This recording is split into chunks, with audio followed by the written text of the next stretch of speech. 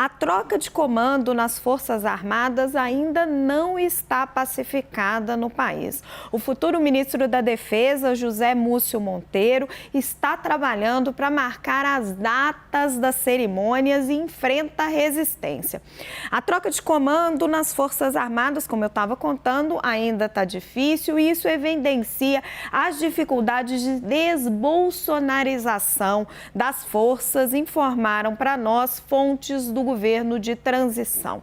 E está concentrando todas as atenções do José Múcio. Na aeronáutica, a cerimônia de troca deve ocorrer no dia 2 de janeiro. Era uma das forças mais complicadas porque o atual tenente brigadeiro do ar é muito ligado ao Bolsonaro, mas aqui, neste ponto, a situação parece resolvida. Na Marinha, a solenidade foi marcada para o dia 5 de janeiro, mas o comandante de esquadra alega problemas pessoais e prefere passar o cargo a um interino, que por sua vez entregaria ao indicado por Lula. A atitude é vista como uma certa insubordinação e ainda pode ser revertida. Múcio está trabalhando para isso. O governo eleito vem tomando muito cuidado com esse assunto. O Lula optou por seguir o critério da antiguidade na escolha dos comandantes das forças. Bolsonaro, no entanto, ainda detém apoio de alguns generais, enquanto é criticado por outros por ter trocado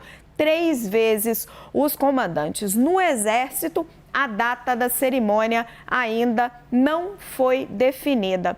Trago para Samantha. Samantha, existe uma bolsonarização das Forças Armadas que precisa ser desfeita? Não sei se é uma bolsonarização, eu acho que há pessoas nas Forças Armadas que são simpatizantes do governo Bolsonaro. Ao mesmo tempo, quando o presidente Lula é eleito, houve muita discussão que ele não colocaria no comando do Ministério da Defesa nenhum militar, porque isso seria algo, não é, que vinha do governo Bolsonaro e seria uma antítese ele colocar alguém das Forças Armadas. Ele indica o José Múcio, que é uma pessoa extremamente habilidosa, né, para lidar com as Forças Armadas e, claro, ele vai enfrentar alguma resistência, mas eu acredito que ele tenha toda a habilidade necessária para, logo após a posse do presidente, cuidar da troca de comando das Forças Armadas. Eu acho que isso vai seguir naturalmente e o novo ministro é a pessoa indicada para fazer isso. Ariel, você acredita que existe uma bolsonarização das Forças Armadas hoje no Brasil?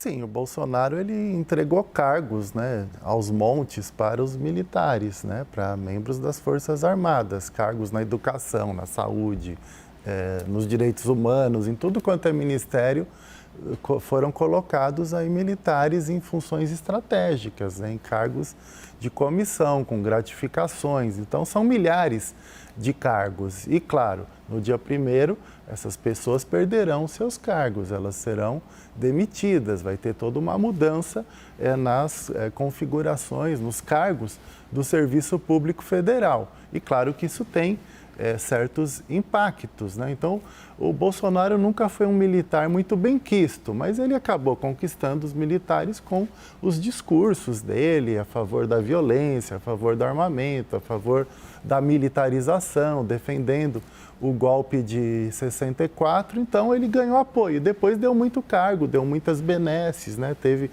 aqueles vários escândalos, até da aquisição de Viagra, aquisição de várias alimentações ali durante todo o governo dele, então prótese peniana e tudo aquilo. E daí, ele, claro, ele ganhou bastante apoio, mas agora eu não vejo, concordo com a doutora Samantha, de que existe um controle, uma tranquilidade aí nas Forças Armadas, não vai ter golpe nenhum. Eu acho que não existe essa possibilidade de ameaça à democracia. E você, Hélio, existe uma bolsonarização hoje nas Forças Armadas?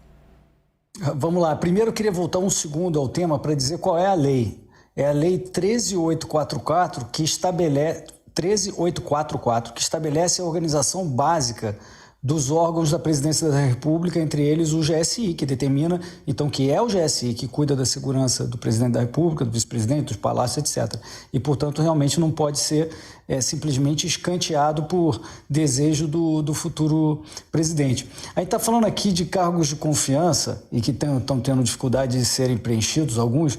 Eu queria falar sobre um cargo de desconfiança, né, que demorou muito para ser preenchido, que foi o MDIC, né, o Ministério do Desenvolvimento e do Comércio.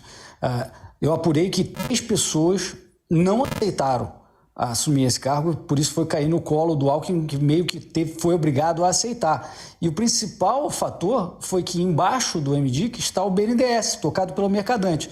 Então, primeiro, já tem uma questão filosófica. Quem é que quer assumir um cargo cujo subordinado você não pode demitir? Né, que é o Mercadante. Que ali, o BNDES é o centro nervoso da política desenvolvimentista do PT. Pelo que eu ouvi, o BNDES hoje tem um espaço de concessão de crédito baseado no índice da Basileia de 500 bilhões de reais. Não sei se é desse tamanho até o fim do ano ou não, se por acaso vai haver pagamento de dividendos e diminuir esse espaço, não sei. Mas é isso, acho que essa foi a dificuldade. Então, a gente está vendo uma série de cargos de desconfiança. Samanta, pelo que eu apurei, porque o ministro José Múcio não tem falado com a imprensa sobre esse assunto, ele vai dedicar o Natal a essa troca de comando. Agora, o próximo desafio dele são as manifestações nas portas dos quartéis. Existe uma divisão dentro do governo eleito. Flávio Dino, Ministério da Justiça, a área política quer tirar os manifestantes de lá. Múcio e a área da defesa, o Exército, tem um incômodo com isso, acha que as manifestações devem se dissolver ao longo dos dias. Qual é a sua avaliação? A minha avaliação é de que a posição do novo ministro Zé Múcio Monteiro é a correta e vem justamente nessa linha de pacificação social. A função das Forças Armadas não é de retirar cidadãos da frente do quartel. A função das Forças Armadas é a defesa da pátria. A quem competiria a fazer isso seria a Polícia Militar, ainda com aquela dúvida jurídica, porque na frente do quartel é a área militar, mas caberia à Polícia Militar. E a Polícia Militar está subordinada aos governadores de estado e não ao presidente da República, até porque, independentemente do que aquelas pessoas estão manifestando, elas estão lá pacificamente, desde que estejam pacificamente sem uso de armas, a nossa Constituição assegura, e é um direito humano, o direito à manifestação e o direito à liberdade de expressão. Então, eu concordo com a visão do Zé Múcio, que é um democrata, no sentido de que esse não é o papel das Forças Armadas e que esses movimentos vão, com o tempo, desaparecendo. Ariel, você acha que esses movimentos desaparecem com o tempo ou seria papel do Estado retirar essas pessoas de lá? Eu concordo com a colega, eles vão ser vencidos pelo cansaço, aos poucos está diminuindo o número de manifestantes nesses locais. O que não podemos aceitar são manifestações violentas de destruição do patrimônio público ou privado, como a que aconteceu no dia 12 de dezembro lá em Brasília, com a omissão da Polícia do Distrito Federal em não prender aquelas pessoas que estavam cometendo crimes. Depois teve uma ação a partir do Supremo Tribunal Federal que decretou várias buscas e apreensões, prisões, vários armamentos foram recolhidos com essas pessoas. Então elas não estão lá nesses locais tão pacificamente assim. Muitas delas estão, né, também com armamentos, ou levam às vezes lá, ou deixam em alguns outros locais, mas estão também planejando algo pior, né? Algum tipo de ataque ou de atentado, porque para ter todos aqueles armamentos que vocês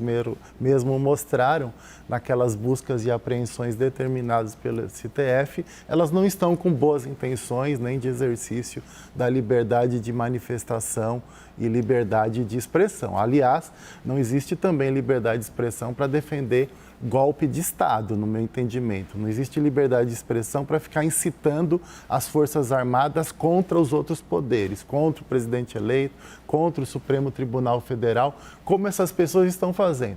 Mas eu, como defensor de direitos humanos, também não entendo que as Forças Armadas têm que ir lá e a polícia tem que ir lá prender todo mundo, sair arrastando aquelas pessoas e levando para a cadeia. Não acho que é dessa forma que vai se resolver, eles vão ser vencidos pelo cansaço. Vão ser vencidos pelo cansaço, Hélio?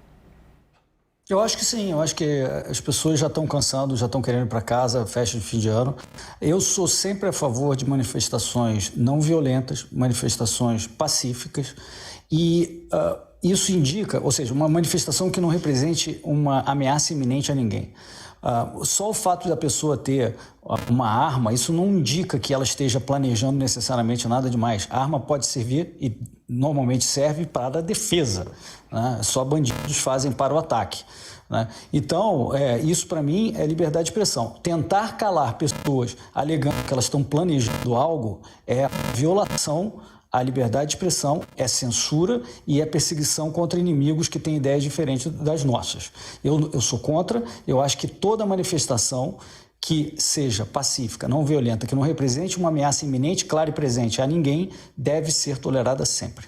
Samanta me pediu a palavra. Sim, só completando o que o Hélio colocou, a questão da presença de armas numa manifestação, a gente já tem uma jurisprudência no sentido que essa pessoa deve ser retirada do local, mas não se deve frustrar o direito de manifestação das demais pessoas, porque a Constituição assegura o direito de reunião de forma pacífica. Então, aquele que está armado deve ser retirado da reunião, né, e a manifestação deve continuar, até porque o Estado Democrático de Direito privilegia o direito de manifestação e o direito de reunião desde que ocorra de maneira pacífica. Aquele ato no momento da diplomação do Lula é inadmissível, depredar o patrimônio público, mas nós sabemos também que já foi aberto um inquérito policial, onde vai ser investigado, vai ser aberto um processo judicial, onde vai ser assegurada ampla defesa e contraditório, e aqueles que efetivamente participaram desses eventos vão ser responsabilizados pelos atos que cometeram. Samanta, então, inclusive, Ariel? É que além de armas, né, tinham as armas, muitas delas ilegais, inclusive, sem direito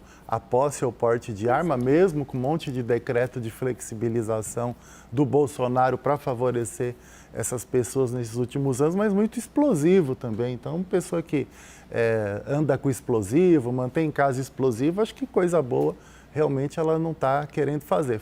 E recentemente foi preso uma pessoa que estava querendo atentar contra a vida do senador Randolph. Foi ontem, inclusive, que houve essa notícia e fazia parte também desses grupos de manifestantes.